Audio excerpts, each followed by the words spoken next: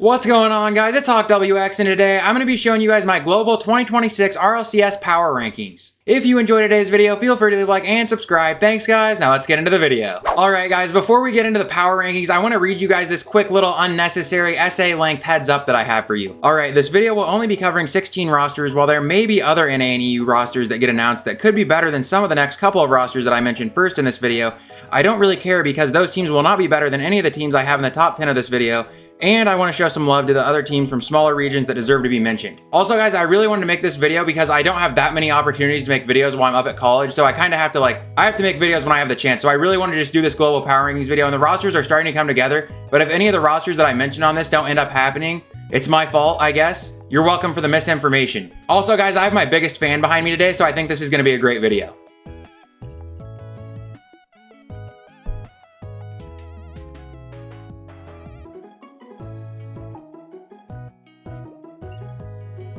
Okay.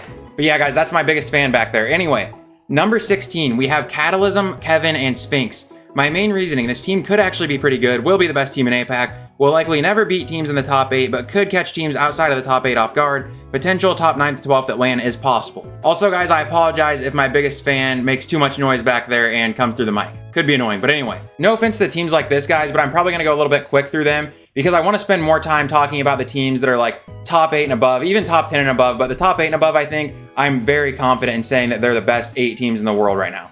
At least on paper, in my opinion. All right, now at number 15, we have Wildcard. This is Banana Head, Fever, and Torsauce. My main reasoning, got top 6 at Worlds. They can definitely be better than this ranking. I just do not know what we'll get out of them. I do not like to rate teams highly off of one good performance, need to see consistency. Potential legitimately can pop off and make top 8 at LANs. I really do think that this Wildcard team can still make top 8 at LANs. I just can't rate them super highly off of one top 6 at Worlds. And I know making top 6 is good, especially at Worlds. But let's not look at the rest of their results last season, right? If we want to completely avoid all the rest of their results last season, then we can pretend that they're one of the elite teams in the world. But let's be real. They played extremely well at Worlds, guys. I'm not discrediting them. But do we really think they're going to do that, consistently now?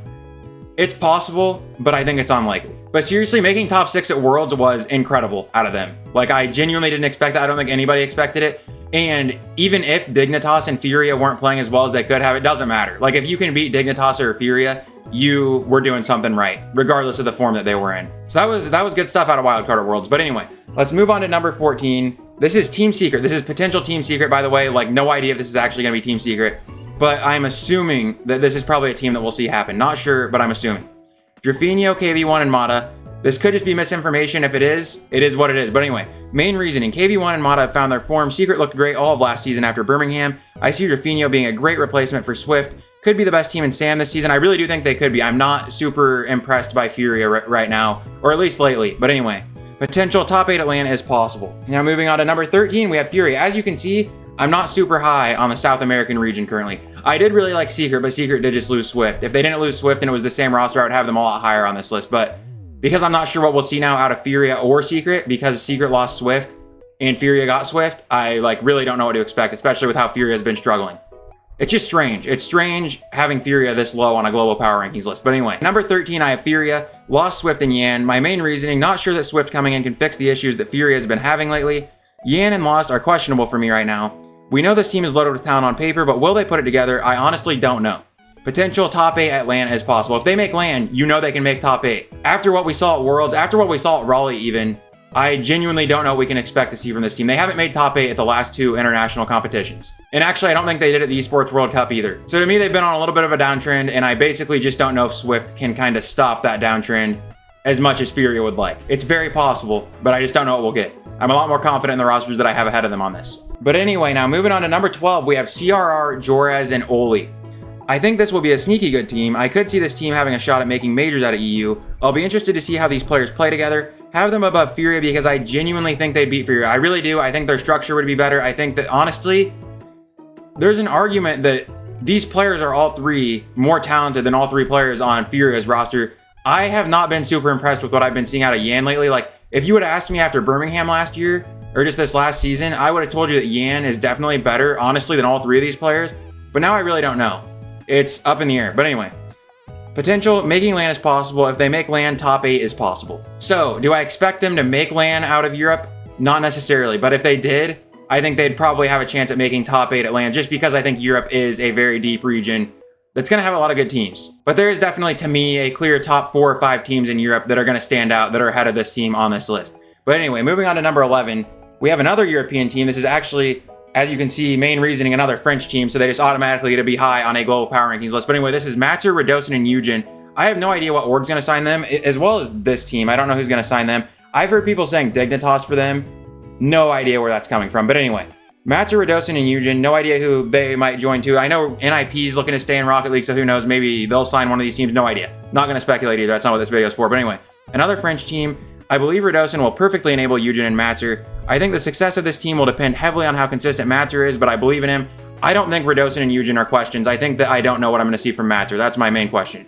But anyway, can make majors out of EU. Potential making LAN is possible. If they make LAN, top 8 is possible. All right, now we're getting into the rosters that I was saying are all kind of interchangeable. And this next one is very, honestly questionable.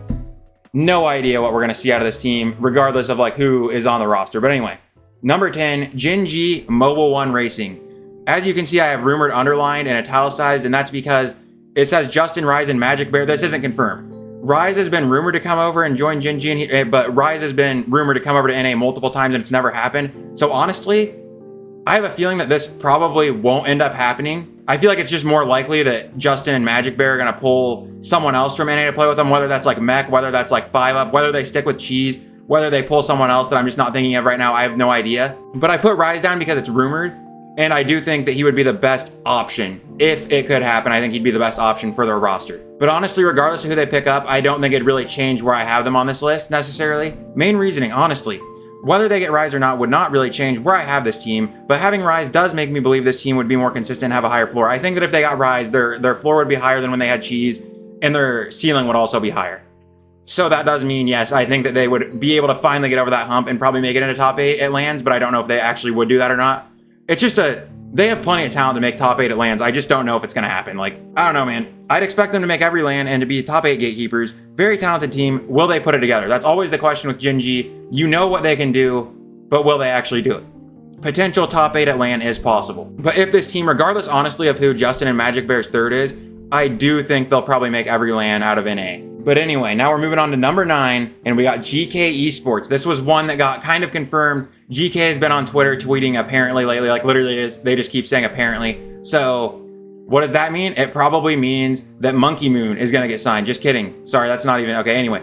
Apparently Jack, because it's apparently and apparently Jack. So like they're really, anyway. GeeKay Esports, apparently Jack, Joyo, Seiko. Main reasoning, very, very interesting team on paper, very talented roster, but no idea how they'll look together. I expect this team to be a 4th or 5th in EU. Could be better than that though. If they do work well together, they'll be able to beat anyone. Interested to see how consistent they'll be. Potential, making LAN is possible. If they make LAN, top 8 is possible. So the reason this roster is so interesting to me is, first of all, I didn't think we'd ever see Seiko team with, for some reason, I didn't think I'd ever see him team with 2 British players, with 2 players who aren't as, like, I always felt like he'd be on a roster that's at least 2/3 French. I don't know why, and I don't know why that even matters, but that's just kind of what I pictured all the time for him because that's what we've always seen. But I do think Seiko's incredibly consistent, and I think APAC is incredibly consistent.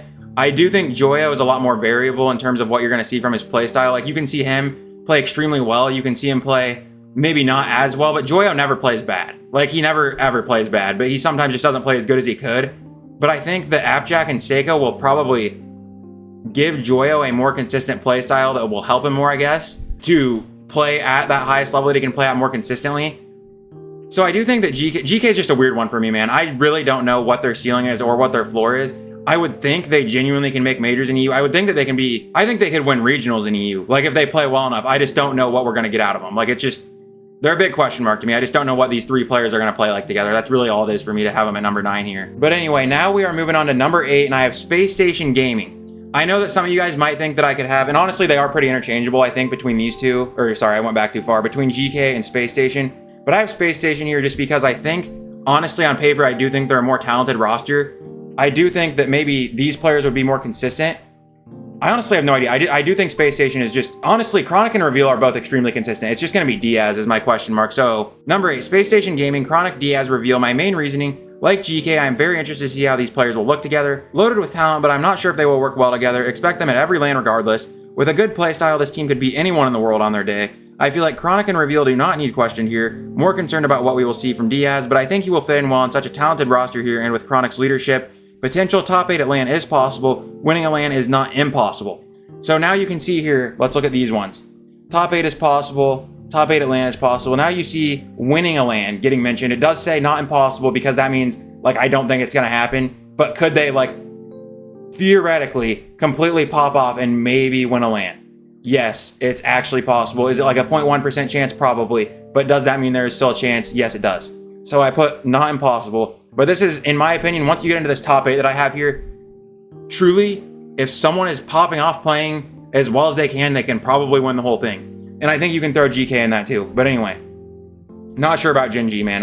They are weird to me. But anyway, back to talking about Space Station really quick. I do really like how consistent Chronic is. He's been at like every single LAN for the past several years now. He's always pretty good at LAN. He's always really consistent online too. Reveal has been lately too. Reveal's proven himself, and I think that Diaz is just the question mark. Kind of honestly like Matzer on that Eugen and Radosin team. If Diaz can play well, I think you're going to see really, really, really good things out of Space Station. Like, they could outdo this ranking that I have here even if Diaz can play to the level that we know that he can. But anyway, number 7. This is going to be a shocker to some of you guys. Good thing that I can't understand French. Good thing that even if people do type from France in my comments, I won't care what they say. Anyway, number 7, Team Vitality. We have Exotic, Stizzy, and Zen. My main reasoning, seeing Vitality this low may surprise people, but I really do not think they'll be better than the rosters I have in front of them if the rosters in front of them play to the level that they should be able to. I personally do not see how Stizzy in for Monkey Moon will shoot this roster into the stratosphere. Monkey Moon is being underrated. That is one thing that I want to touch on here really quick. Why is everyone pretending that Monkey Moon is this washed boomer now? He made that Vitality roster was consistently said to be playing the best in scrims of anybody at LANs most of the time this season. That team went out 9th to 12th at Worlds, yes, but they made top 6 every other time, including at the Esports World Cup. I don't know why people are just, the recency bias in Rocket League is always mind-boggling to me. It really is. Like, people will see a player who's extremely consistent all the time, have like one bad event and be like, oh, they're not that good anymore, or something like that. And that's exactly what's happening with Monkey Moon. Monkey Moon is still Monkey Moon. I think you could argue that, honestly, taking Monkey Moon out isn't even an upgrade for Vitality. Like, I seriously think there's an argument that Stizzy is not an upgrade to Monkey Moon. I think that Monkey Moon and Stizzy have different trade-offs that make them arguably, like there's good things from both of them. There's bad things maybe that you could like trade off from both of them. But personally, like, I'm not even kidding. And this is not like, Stizzy's an incredible player, but I seriously would rather have Monkey Moon on my team. Maybe I'm just stuck in old Rocket League. Maybe I just have seen Monkey Moon win so many times that I just think that he's that good still. But I don't know why Monkey Moon's like being looked at as this player who's not super good anymore. It's just weird to me. I think people have seen him have one season where he didn't win Worlds or make a grand final at Worlds or a grand final to LAN, even though he had really a good season placement wise. Basically, guys, all it is for me is I don't think that bringing in Stizzy for Monkey Moon is this super amazing move that is just suddenly going to make Vitality be the best team in the world. I really don't. And for most of this stuff, guys, it goes back to the point of I value consistency a lot more than recency bias. And I value past results a lot more than recency bias. And I think you should. I don't know why you wouldn't.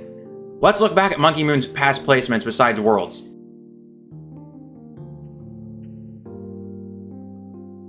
End of discussion. Very talented roster, but I really do not know how these players will play together. Potential top 8 at LAN is possible. Winning a LAN is not impossible. This team could definitely win a LAN. Do I expect it though? Just like Space Station, no, not necessarily. Even though, yes, they have Zen, they have Stizzy, they have Exotic. I don't see it. For some reason, I don't see it.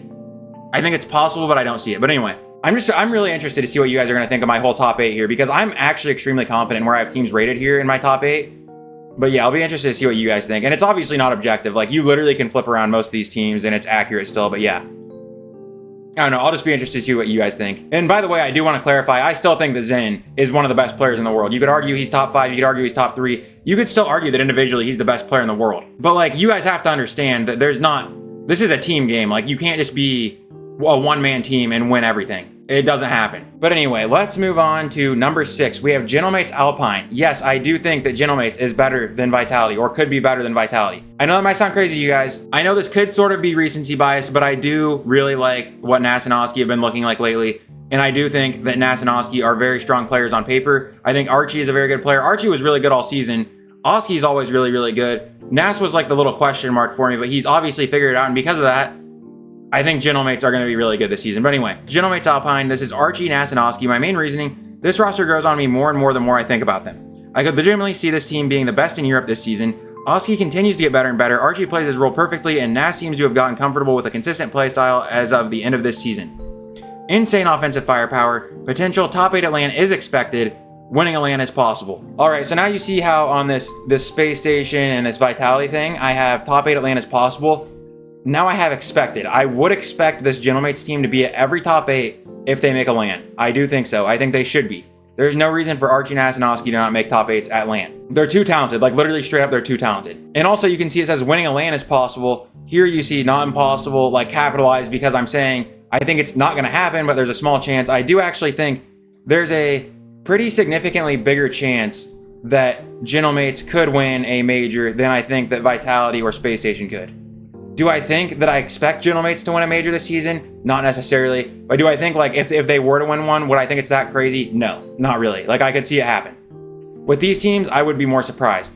With them, wouldn't be that surprised. I just really, really like this Gentlemates Alpine roster. I think it's a very strong roster. Hopefully they won't pull an NIP, but at the same time, they don't have Itachi on their team who just wanted to stream Valorant instead. Number 5, we have Karmine Corp. This is Atao, Juicy, and Vatira. Number 5 also, you might be seeing this. Actually, by the way, you can probably tell now, this is going to be the highest rated European roster that I have, which I'm not disrespecting Europe. Like, Europe is still somehow going to be the best region in Rocket League this year, probably.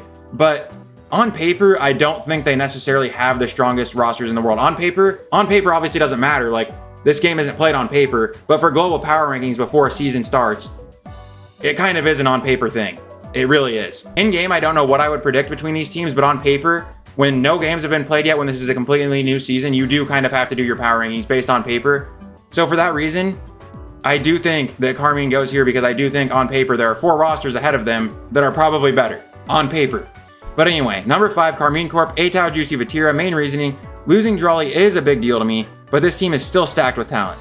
I think it can be argued that Atao and Vatira are the 2 best players in Europe now that Joreuz is not there. Obviously, Zen is still insane. You can make arguments for other players, but I do think that Atao and Vatira are probably, arguably, the 2 best players, or 2 of the best players for sure in Europe. Not sure what we'll see out of Juicy, but we know what he can do. This team should be very good. Potential top 8 at LAN is expected. Winning a LAN is very possible. Another change in wording, okay? Now you're starting to see top 8 at LAN is expected. You already saw that here, but now you're seeing winning a LAN is possible. On the Gentlemates slide, you saw that, but then here you see very possible.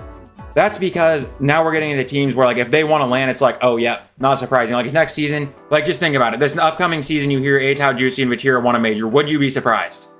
No, you wouldn't be. If you are, then I don't know what to tell you. I wouldn't be surprised. If I heard that they did, I really wouldn't be surprised either. I'd be more surprised than if I heard Karmine won, but if I heard Karmine won, like, we're finally getting the teams, this top 5 here. If I heard that they won a major, wouldn't be surprised. And actually, I would say that I think that them winning a major is more likely than the team that I have right in front of them.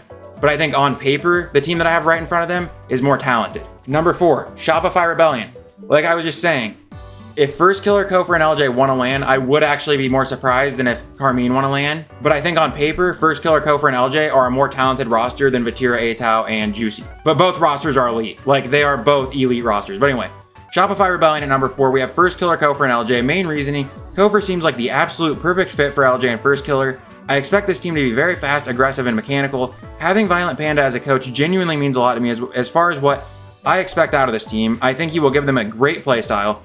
I'm basing that off of what we saw out of Dignitas this past season. I thought Dignitas' playstyle was incredible. Obviously, you have, in my opinion, Appjack, who is one of the smartest players in the game. In my opinion, I think that helped a lot too. But Violent Panda, I think, had that Dignitas team playing Rocket League in a very, very good way. If he can do something like that with Shopify, with the quality of players on that roster, they're going to be really hard to beat. Does First Killer finally get it done this season? Don't know. Honestly, if First Killer doesn't get it done this season, unless he can get on a team with Daniel in Beast Mode, don't know when he's going to do it. Like, truly, there's not really excuses that can even be made for First Killer anymore to not win LANs. Like, he just has to do it. Obviously, there's other chances. It's not the end of it all if he doesn't do it this season. But, like, dude, this is a stacked roster right here. Like, I seriously think that Kofor is going to fit perfectly with First Killer and LJ. But that's another reason that I say that I think Karmine winning is more likely than Shopify winning. And it's just because First Killer's never won. Besides, obviously, a lot of regionals. He's an extremely good player, but I'm just saying, like, internationally, he's still never won anything. And let's read the last thing here. Potential top 8 at LAN is expected. Winning a LAN is very possible.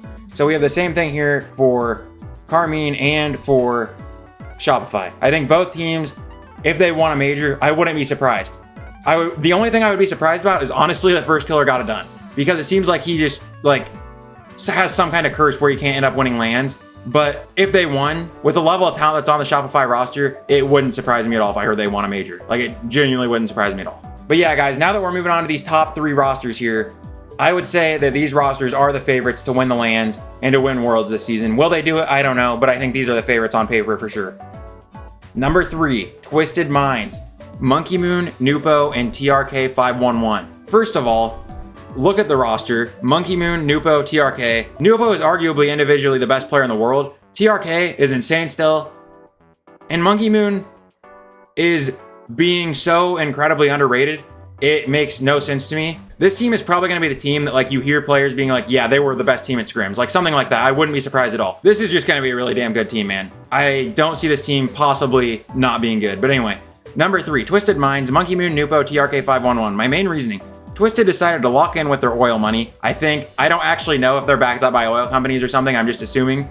Maybe that's bad of me to assume, but I think some oil money went towards that Vitality buyout and they wanted to win some things this year in Rocket League, so they decided to sign Monkey Moon. But anyway, this team could genuinely be just as good as Falcons. As long as comms are manageable, I think this team will be great. I'd imagine you only sign Monkey Moon if there's a way to or to communicate, I should say.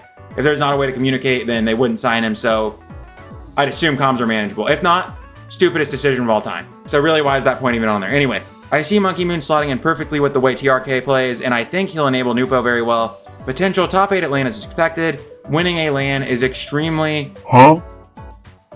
Just extremely. Okay, okay guys, I don't know why there's always like 1 or 2 parts every time I do one of these slideshows. When I put it specifically in slideshow mode, there's like a word that disappears or like phrases that disappear. Don't know why.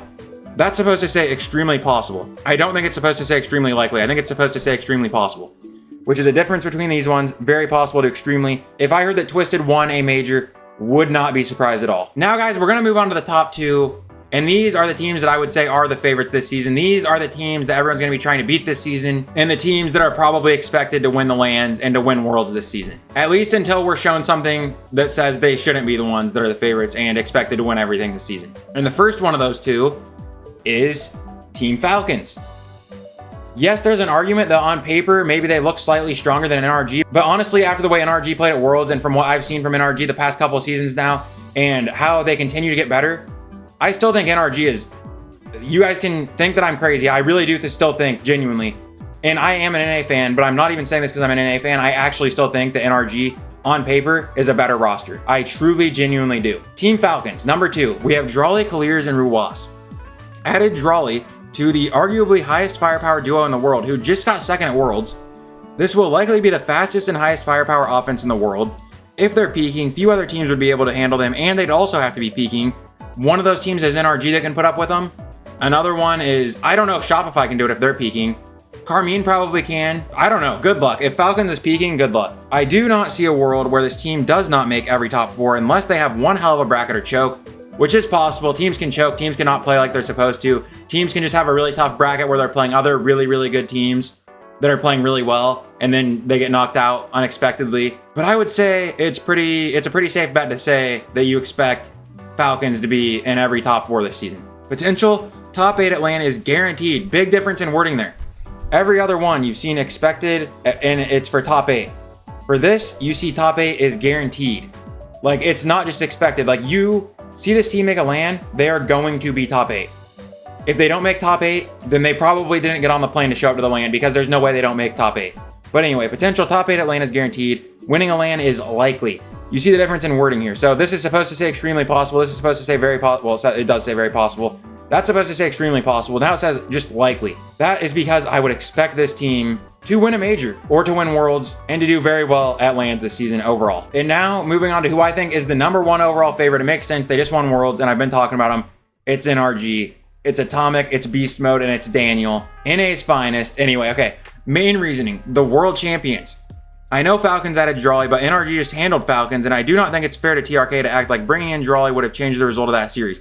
And that's the truth. Is Drawley an absolutely incredible player, maybe arguably the best player in the world at times? Yes. But is TRK really that much worse than Drawley? I don't think so. I don't. Not at all. I think that TRK is an S-tier player, and I think that Drawley's an S-tier player. And I think on any given day, depending on how either of them's playing, you want either of them on your team because they're both extremely good. I don't think if Falcons had Joreuz in that series, that they would have beaten NRG. NRG was playing Rocket League at a level that day nobody was going to beat them. They were playing perfect Rocket League nearly, like genuinely, they completely handled Falcons. But anyway, they play the most clinical Rocket League in the world, extremely balanced in all aspects, and that's something that I wanted to point out really quick too. You look at like Falcons, you look at like Karmine even, you look at other teams last season, there's like little things you would see them do that weren't super strong in some aspects sometimes that they'd mess up. And yes, of course, NRG messes up too sometimes, but I feel like NRG's challenge game, the way that they handle the midfield, the way that they just play defense, the way they play offense, I feel like it's the most balanced in the world. Like I really do. Like you don't see them really overextend. They're always playing defense well. They're always challenging right. They're always passing the ball well. They're just doing everything I feel like as consistently as a team possibly can. And that also, their results speak to that. They've made every RLCS top 4 the whole entire time that they've been a team for the last 2 seasons now. That is insane. That is actually insane. And that is because they are an unbelievably consistent team and they do everything very, very well. There's not really a weakness that you can point out about NRG and be like, yeah, they aren't that good at that. They do everything very well. And I think that honestly is what puts them above most teams and makes them win. Like everyone talks about how they just win. They just find a way to win. That's probably why. Just because they do all the little things right. They play Rocket League. They play Rocket League in a very clean, very clinical way. And when they're peaking, they're playing Rocket League almost perfectly. And that's why when they played Falcons and they were peaking, honestly, they ended up winning because they were playing Rocket League pretty much perfectly. There was nothing that Falcons really could have done to win that series, in my opinion. Maybe you guys can call me a meat writer. Maybe you guys can say I'm bouncing on it. Maybe you can say that I'm glazing them. I don't know. I really do just think that NRG plays the most clinical Rocket League in the world when they're playing well. But anyway, officially in conversations of being one of the best teams of all time, not just one of the best teams like this season or last season, they've been at every top 4 for the last 2 seasons. They won a major the first year they were together. They won Worlds the second year they were together. And Rocket League is the most competitive it's ever been. It just is what it is. They're one of the best teams of all time now. Like they truly are. After winning Worlds last season, they are officially one of the best teams of all time. And that's just the way it is. We know what we will get from them. As long as all 3 players keep playing the game, the team will continue to get better. Potential top 8 at LAN is guaranteed. Winning a LAN is likely. So as you will see here, there's no difference between my potential for Falcons and my potential for NRG. I think both of them top 8 at LAN. If they make a LAN, they're making top 8. It's just they're not going to miss it. And winning a LAN is likely. I think, and you guys can call me crazy if you want to. I see these 2 rosters right here. These are the favorites. Like these are the teams that I expect going into this season to win a LAN or to win Worlds. Do I think that one of these teams here can win Worlds or win a LAN? I would argue last season and the season before that even now, that NRG and Falcons and GeeKay Corp have always been kind of the 3 favorites. And you could argue that even technically this season almost you could argue that. You could honestly put Shopify and Twisted behind Karmine if you wanted to, which is kind of crazy. Which that's also a testament to how consistent Atao and Vatira are, by the way, because when they had Rise, they were extremely consistent. When they had Joreuz, they were extremely consistent, which obviously those are 2 really good teammates too. But I'm just saying, the favorites generally do end up winning, which makes sense. But yeah, I would expect NRG or Falcons to win the majors or to win LANs this season. I think they're the 2 favorites. But yes, I think Twisted could do it. I think Shopify could. I think Karmine could. I think Gentlemates could. Even Vitality or Space Station probably could. Maybe even GeeKay. But like, dude, I see these 2 rosters right here. These are the teams that nobody wants to play. Nobody's going to want to play basically any of the teams that I have here in the top 8 either, because they're all just so damn good and they're all really, really close on their day when they're playing well. But these 2 rosters are consistently going to be really, really, really hard to beat, in my opinion. So therefore, they are the favorites. And now on to the last slide. Thank you for watching. Subscribe. But yeah, guys, that is going to do it for my global RLCS 2026 power rankings. Hopefully all these rosters will end up happening and all these teams that I mentioned will end up actually being a thing so I don't have misinformation on here. But either way, the top 8 teams that I have in this video are all like confirmed rosters. So I wouldn't change my top 8 anyway, so it doesn't even really matter. And also, guys, down in the comments, definitely let me know how you would rank these teams or like what your global power rankings would look like. Your top 8, your top 16, your top 4, whatever it may be. Feel free to let me know down in the comments. I'd love to hear from you guys. I genuinely love replying to you guys' comments about RLCS stuff. It's why I make the videos. I love this stuff. And also, guys, as always, I know I say this at the end of my videos a lot lately, or just during my videos a lot lately. I am up at college, so I have no idea when my next upload will be. It could be in a couple weeks. It could be in a week. It could be in a month. No idea. It just literally depends. It literally depends. I want to be consistent, but just being up at college, nothing is necessarily guaranteed with when I'll record. So if it's a while, if it's next week, whenever it is, Doesn't matter. I just hope you guys are doing well. I truly do. I hope life's good. I hope you guys are happy. I hope everything is going well in life for you guys. And yeah, I'll see you guys again whenever I see you guys in the next video. And thank you genuinely so much for stopping by. And also thanks for all the support lately. The RLCS videos have been doing really, really well. I've been noticing that. And it just makes me happy to see, man, because I love talking about the RLCS stuff, and to see that other people like to talk about it too. It's just really cool. So thank you for the support. I know it sounds corny, I know a lot of people say, but you guys genuinely do make my day better. So thank you for giving my videos and me the time of day. Anyway, guys, that's gonna do it for today's video. If you enjoyed, be sure to leave a like and subscribe. Thanks for watching, everyone, and I will see you all in the next one. Peace.